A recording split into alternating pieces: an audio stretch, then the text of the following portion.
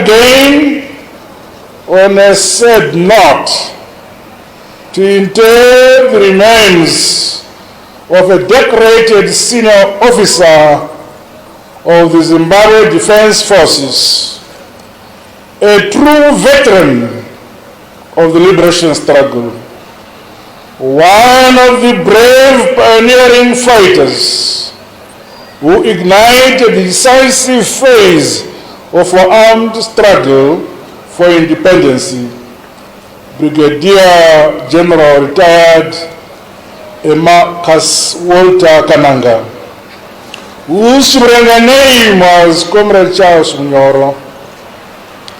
He passed on the 2nd of February 2023 at his Stockwell farm in Mvuri. On personal partisan PF, the government, the people of Zimbabwe, my family, and indeed on my own behalf, I wish to extend my heartfelt condolences to the bereaved Kananga family for this sad loss.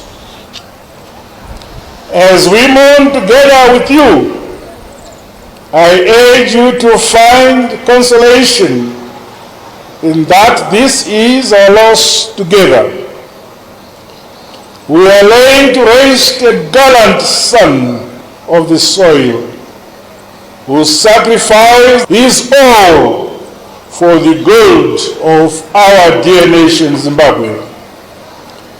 Find solace in his heroic acts, the standard that he set, and the lessons he bequeathed to us all as a gallant freedom fighter,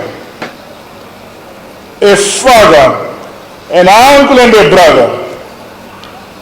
May the sacrifices he made for his country continue to inspire us in the present national development epoch. My dear fellow mourners, the late national hero was born on 6 December 1950 to Baba Muchinguri Kananga and Amai Teresia Kananga ni Mudumbwe. He chose the revolutionary path at an early age, in the process sowing seeds of patriotism among his siblings and their playmates alike. Saddened by the inhuman treatment that Black Africans were being subjected to by the Rhodesian settler regime, the late Major General Kananga was a fervent participant in student politics while still at St. Albert's Mission in Mandarin. In December 1968, barely 18 years old, he had the courage to leave their family home and proceeded to Zambia to join the liberation struggle. Between 1970 and 1971, he developed into a trustworthy freedom fighter under the astute mentorship of the late national heroes like General Solomon Itafumane Mjuru, Rex, and the Air Chief Marshal Josiah Tungamirai. The late Comrade Charles Munyoro was given the responsibility of carrying out perilous and strenuous assignments of moving military weapons and ammunition to the Zambezi Valley in preparation for the operations back in the then Rhodesia. In 1972, Brigadier General Kananga was sent to Mnangagwa training camp in Tanzania for military training. Following further military training at Konkwa Transit Camp, he was at the end of 1973 deployed as a section medic in the northeast Tete province covering Mandarin, Chesa, and the Madziwa areas. The 1975 treacherous assassination of Comrade Herbert Tepo by Rhodesian Solu scouts saw many ZANLA commanders being incarcerated. This left Brigadier General Walter Kananga in charge of the forces in the Northeast Province, and later his span of command widened to the Tembe and the Batao bases.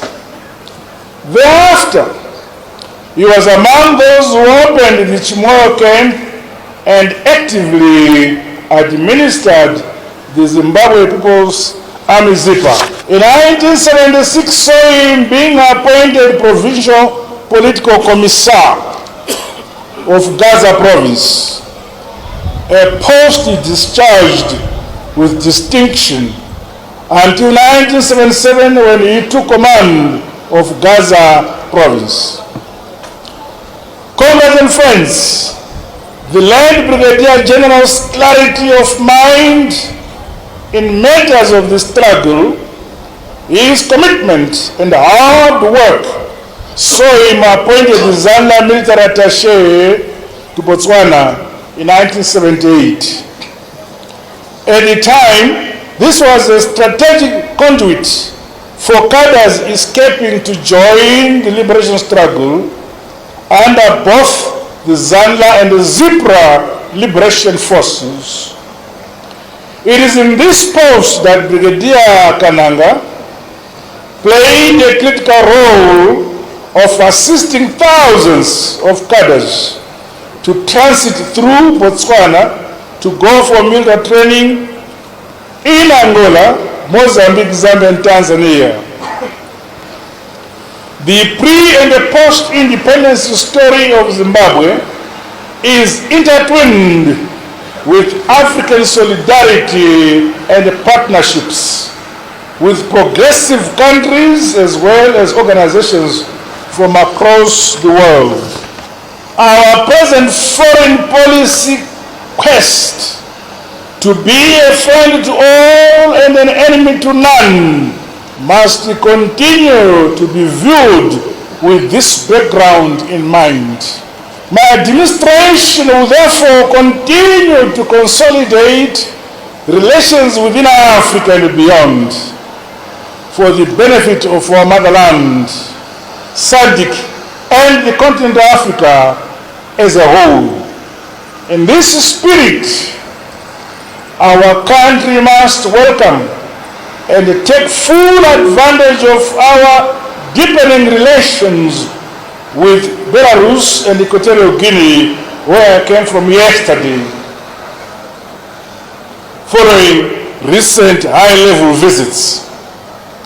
At independence in 1980, the late national hero was attested into the Zimbabwe National Army, and he excelled, serving in various command appointments. In 1991, he was appointed Brigadier Careers at Army Headquarters. In 1995, he was transferred to the Reserve Force as Director General, a post he held until his retirement in 1997. His distinguished and illustrious service to this nation did not end with retirement from the Army. In 1997, he joined the Zimbabwe National Parks and Wildlife Department, rising through the ranks to acting director in that department. Following the transformation of the department into a parastatal in 2005, Comrade Kananga retired on 3rd November 2005 to focus on serving his party ZANU-PF and farming in Mashonaland Central Province. Those of our officials involved in the parks and environmental wildlife management sector are called upon to always act in the national interest. The benefits of the land, flora and the fauna of Zimbabwe must accrue to the people of our beloved country, Zimbabwe. The late Brigadier General retired Dr. Kananga held non-executive directorships, posts as ZIMBABWE trustee of the Zimbabwe Defense Forces Benefit Fund, army charities, and also served as a commissioner with the Zimbabwe Defense Forces Service Commission. A master at multitasking, it was evident that serving the nation was ingrained in his blood. In politics, Comrade Kananga started off as District Secretary for Security in Musekwa District and rose to become a Member of Parliament. And further, he became a member of the Politburo. In 2013, he was elected as NPF Member of Parliament for Gurue North Constituency. In the same year, he was appointed Deputy Minister of Environment, Climate, Tourism and Hospitality Industry, where he served until 2015. My dear fellow mourners, in recognition of a life of selfless sacrifices, loyalty, patriotism, and illustrious achievements, our late national hero was awarded the Zimbabwe Defense Forces Liberation Medal, the Independence Medal, 10 years service medal, long and exemplary service medal, the Mozambican Campaign Medal, and the Ground Officer of the Zimbabwe Order of Merit Award. The independence and freedom we enjoy today should not be taken for granted, as it did not come on a silver platter. Rather, it came after the supreme sacrifices by the likes of Brigadier General Kananga and many others. Let it never be forgotten that this freedom we now enjoy was a sum total of personal and collective sacrifices cemented by the blood and sweat of the brave sons and daughters of the soil, who subordinated their own aspirations for the betterment of the lives of all of us here today. Our youth, the vanguard and future of our nation, should be keen to emulate the youth of the 1960s, the youth of the 1970s, whose vision and sacrifice yielded the independence and sovereignty we enjoy today. We have a duty to defend our independence and take a leading role in building and developing our motherland, Zimbabwe. Ndakataura kuti nyika inovakwa igotongwa nevene vayo. Nyika inovakwa igotongwa nevene vayo. Ilizwe rakiwa livuswe navanikazi valo. Ndimwi vene vayo. As such, the nation expects the youths to be goal-driven, to focus, and hard-working. The late national hero fought for the land and was a prominent farmer who contributed to the success of our agricultural revolution. I challenge the youth of today to find a space within the agricultural value chain to increase production and productivity across the sector and related agro-industries. The ongoing modernization and mechanization initiatives we are pursuing by the Second Republic must see us increasing our capacity to feed ourselves and contributing to ending hunger on the African continent.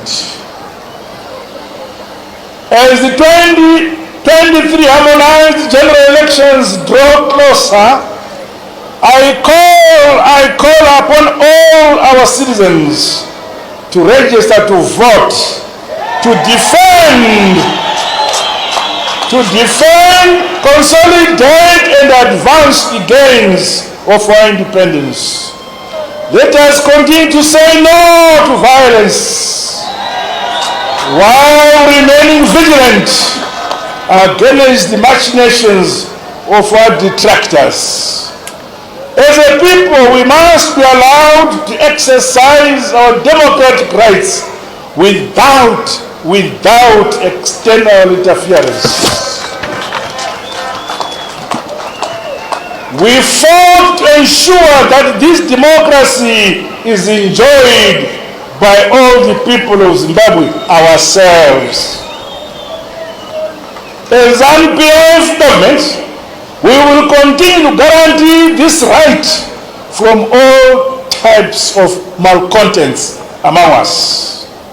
Finally, to the late Brigadier General retired Emarcus Walter Kananga, I say, go well, son of the soil, go well, Charles Mnyoro, rest in eternal peace, Commander, knowing that your sacrifice and your love for your beloved motherland Zimbabwe was not in vain. You did your part. What is left for us, the people of this great nation, this great country, is jealously guard and defend the peace that you and your veteran comrades brought about to Zimbabwe. Rest in eternal peace, our gallant national hero. Rara norugare, gambare magamba, lala nokutula kawe gamakawe. God bless you all.